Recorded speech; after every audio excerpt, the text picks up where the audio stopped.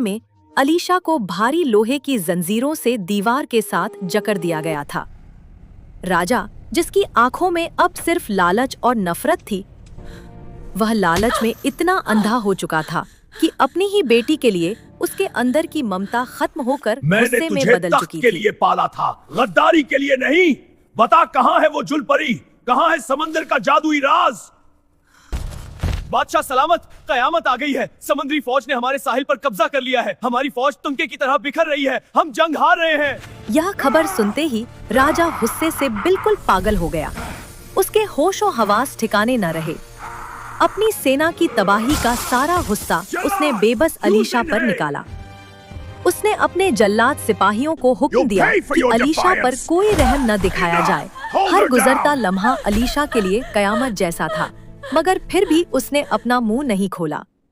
वह अंदर ही अंदर इस दुख में थी कि उसके पिता ताकत हासिल करने के लिए अपनी ही बेटी पर इस हद तक जुल्म कर सकते हैं। जंगल के किनारे जहां एलारा बेहाल पड़ी थी, अचानक पानी की लहरों से दो विशाल जलपरियां प्रकट हुईं। ये महारानी सायरा के सबसे भरोसेमंद साथी थे, जो एलारा को वापस ले जाने आए थे। वे एलारा को ढूंढते ढूंढते उस तक पहुंच गए। एलारा, मलका आपका इंतजार कर रही हैं। वो जंग जीतने वाली हैं। हमें फौरन वापस जाना होगा। एलारा ने महल की तरफ देखा, जहां से अलीशा की चीखों की आवाज आ रही थी। उसने सदियों की नफरत को ठुकरा कर कहा, नहीं, अगर मैं आज अपने दोस्त को छोड़कर गई तो ये समंदर की हसीन दुनिया मेरे लिए कैद खाना बन जाएगी। अगर उसे कुछ हो गया तो मैं खुद को कभी माफ नहीं कर सकूंगी। उसने मेरे लिए, मुझे बचाने के लिए अपनी जान खतरे में डाली और अपने बाप से गद्दारी की। समुद्री रक्षकों ने एलारा की आंखों में वो सच्ची मोहब्बत और जज्बा देखा जो सदियों से दोनों दुनियाओं के बीच खो गया था।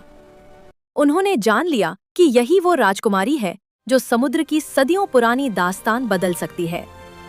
दोनों योद्धाओं ने अपने हाथों को हवा में बुलंद किया और एक प्राचीन मंत्र शहजादी एलारा, ये ताकत हमारी नहीं, ये पूरे समंदर की अमानत है। उसे सिर्फ वही संभाल सकता है जिसका दिल साफ और आग की तरह गर्म हो। आज से तुम समंदर की ढाल हो। अचानक पानी का एक विशाल भंवर एलारा के इर्द गिर्द बन गया। समुद्र की सदियों पुरानी नीली रोशनी उसके शरीर में समाने लगी।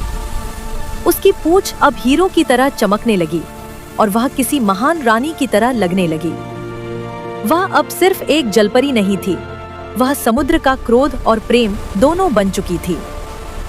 उसकी रगों में अब सिर्फ खून नहीं, बल्कि पूरा समुद्र दौड़ रहा था।